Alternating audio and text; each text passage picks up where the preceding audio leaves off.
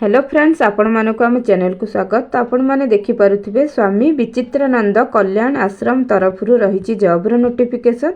यही notification T 16 नवेम्बर आसी अछि।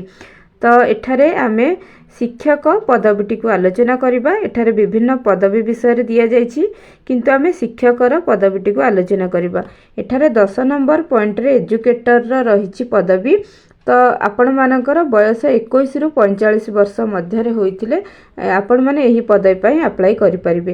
तो एजुकेटर पई रही गोटे पदवी। जदि आमे एजुकेशनल क्वालिफिकेशन देखिबा, बीए बीएससी सहित बीईडी आपण माने करिथिबा दरकार एवं कंप्यूटर नॉलेज आपण मानकर रहिथिबा दरकार।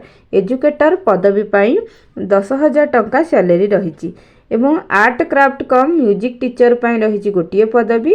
तो आपण माने सेही सब्जेक्ट रे डिग्री कोर्स करिथिबा दरकार, सेथिपाई मध्य 10,000 टंका रही। पीटी टीचर पई रही गोटे पदवी। आपण माने डिग्री कोर्स करिथिबा दरकार। पीटी डिपार्टमेंट रे आपण मानकर 10,000 टंका सैलरी रही।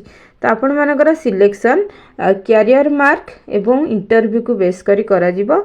तो सेकेंडरी पई 10 मार्क, हायर सेकेंडरी पई 15 मार्क, ग्रेजुएशन पई 25 मार्क, पीजी करिथिले आपण मानको 30 मार्क मिलिबो। जदि आपण मानकर कोनोसी प्रोफेशनल कोर्स करिसेंती तेबे 10 मार्क, वर्क एक्सपीरियंस पई 10 मार्क, टोटल 100 मार्क रहिछि। देखंतु निजर समस्त एजुकेशनल क्वालिफिकेशन रा जेरॉक्स आपण माने करी एठारे एक एड्रेस दिया जाइछि। सेही एड्रेस रे डिसेंबर 16 तारिख पूर्वरु समस्त डॉक्यूमेंट आपण मानक जाई पहुंचीबा दरकार। तो डिसेंबर 16 संध्या 5टा सुद्धा पहुंचीबा दरकार। तो एक डॉक्यूमेंट आपण मानक समस्त डॉक्यूमेंट पहुँचला परे आपण मानकर एक इंटरव्यू करा जिवो। से इंटरव्यू एवं कैरियर मार्क को बेसिस करी आपण मानकर सिलेक्शन करा जिवो।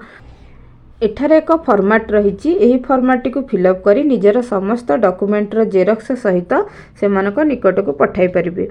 तो जदि आपण मानक यही वीडियोटी भल लगी थाए तेबे वीडियोटी को लाइक करबा सहित चैनल को सब्सक्राइब करंतु।